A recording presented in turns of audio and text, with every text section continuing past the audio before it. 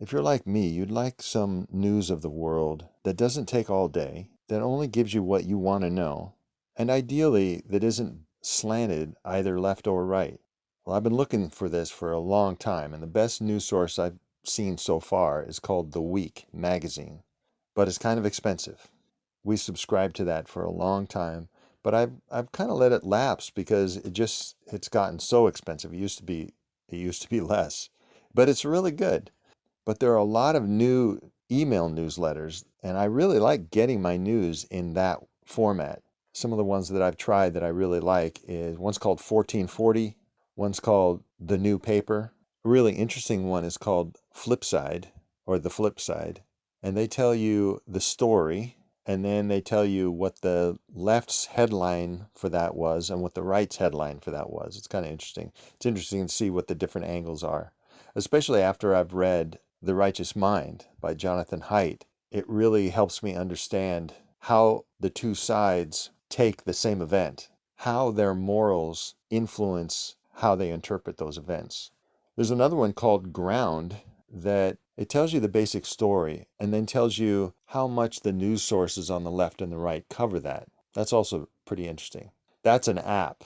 The rest of them are something that you can subscribe to online and just a free newsletter, although the new paper just started charging for it.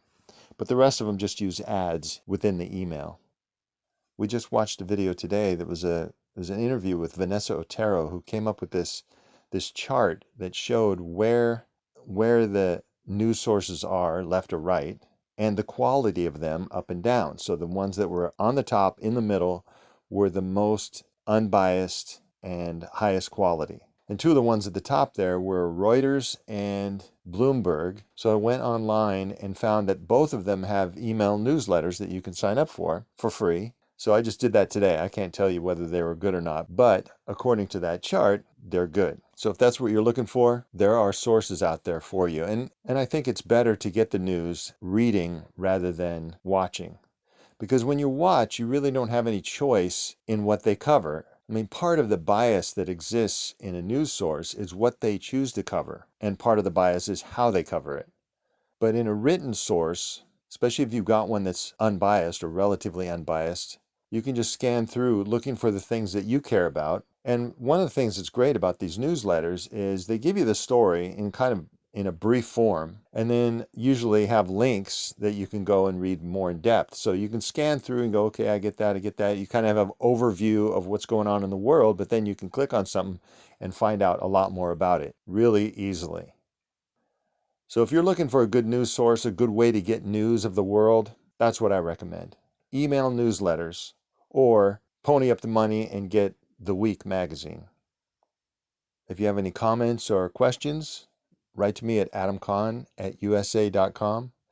And if you want to get updates about what I'm doing, subscribe to my blog at adamleecon.com. This Atom Bomb podcast episode is sponsored by Anchor, a podcast platform, the one I'm using to make this podcast. It's super easy to use and allows you to easily create your own podcast. You can record and edit your audio right onto the app. In fact, you can do everything on your phone.